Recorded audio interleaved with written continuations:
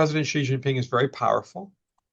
He has strengthened the power of the Communist Party relative to the government structures, civil government structures in China. He has set out a very ambitious agenda for China in his theory of a Chinese dream.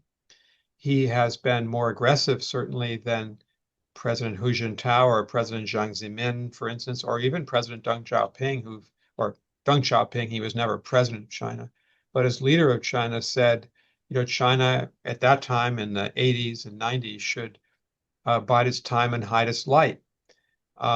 It's a different time in Chinese history.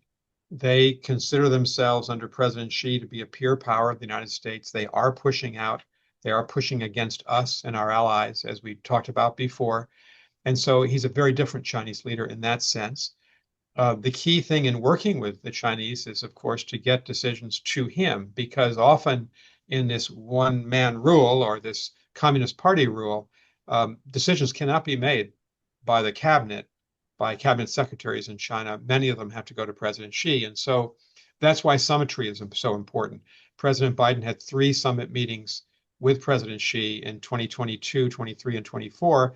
And we had to make sure that some of these really difficult issues got to both of them, because that's the only way they could be decided. So, you adjust and you recognize the reality of where power is in a society as a diplomat, and you try to steer things in that direction.